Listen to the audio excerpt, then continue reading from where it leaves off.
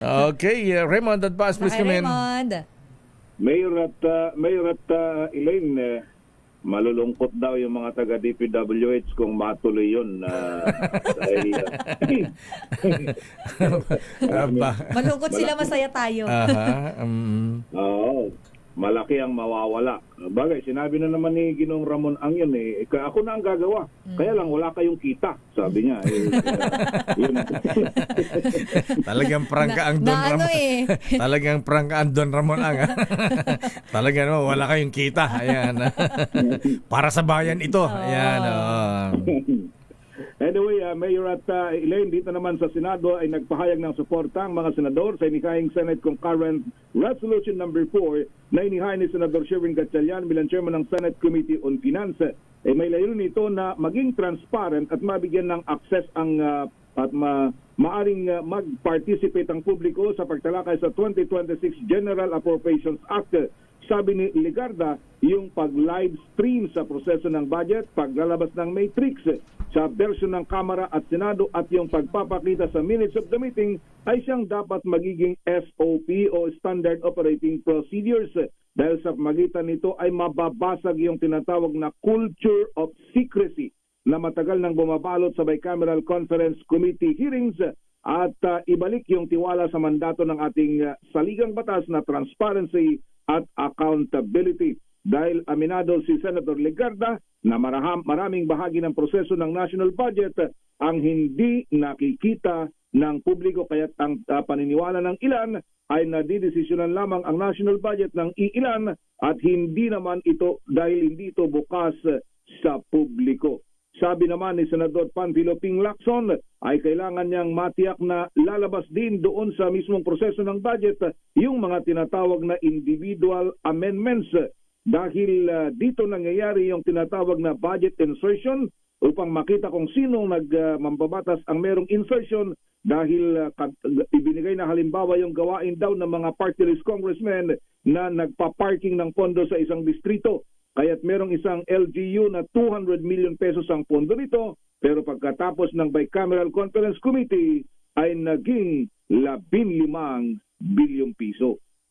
Abay, Raymond, pasalamat at andyan ng Senator Ping Lacson. Ayan, talagang tututukan niya ang mga ito at saka yung pagsasarita na lang niya ng ganyan. Abay, matatakot na sila. Baka sila ay maipa-privilege speech. Ayun, iniintay namin na pero nagbigay na siya ng pahayag, Mayor, na next week daw yung abangan next week. Hindi lang namin alam kung Monday matutuloy yung kanyang privilege speech at magbabangkit siya ng mga pangalan kung sino-sino yung mga may kinalaman doon sa mga palpak na mga flood control projects o yung mga sabihin natin kahit hindi palpak man pero talagang bilyones na flood control project ay yun ang kanilang tinitingnan sa ngayon. Kaya itong mga staff ni lalo ang kanilang legislative staff ay talagang busy sa ngayon. Itong si Senador Ping Lacson at saka yung mga ghost flood control projects. Yan ang dapat makita rin ni Senator Ping. Ayan, ma-expose. Ayun. Oo. Yun yung binabanggit din pati rin si Senador JB Herbs ito, binabanggit din niya kahapon dahil nag-uusap daw si Senator Ping talaga. Maraming lumalabas talaga na ghost project.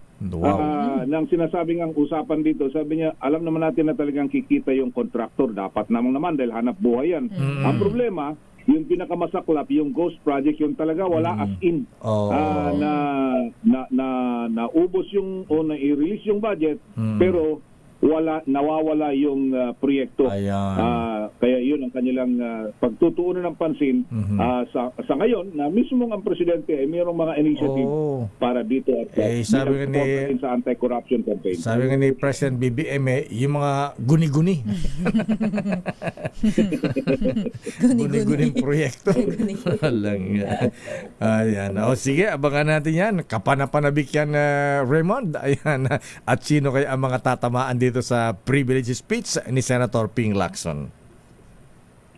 Mula sa Senado sa ngayong umaga ay alas 10, mayroong hearing si Senador Rafi Tulfo bilang chairman ng Senate Committee on Migrant Workers Affairs para naman sa mga isinusulong na panukalang batas na makatutulong sa ating mga kababayang mga Raymond, OFW. sino nga pala ang chairman ng Public Works ngayon? Public Works, DC. Villar. By the way, si Mark Villar. Mark dating Villar. Secretary din, si tahimik lang, pero siya ang nailagay na chairman ng Committee on Public Works, Senator Mark Villar, na incidentally bukas ang kanyang birthday, Mayor. Bukas. Ganun ba? Di ba natin ng Happy birthday. baka magpapakape ng ano yan, ng coffee drop. Ano na? Dear Joe at saka Coffee Project. Coffee Project pala yan. Kasi sa kanila yun. Akala coffee drop tsaka may sweet potato. Ayo, masarap yun eh. Binanggit nga namin nung nakaraan yun ayun, ngumingiti lang yung mga staff na nagpunta dito. Dito pa na yung busy sila dito, din mahaba itong lamesang nilalatan. Kaya naalala ko birthday ni Senator Mark Villar. Ayan, sabi niya kanyang ngayon yung kanyang skill. sabi niya ng kanyang kapatid si Abic Amarillo Villar. Baka daw magparaffle daw siya ng Camellia Homes. Oh. Huwag niyang mamasamain kung dadagdagan niya. Okay, nga Rud, maraming salamat Raymond. Mula sa Senado, ito si RH28 Raymond Advaz para sa DZRH, una sa Pilipinas, una sa Pilipinas. Daming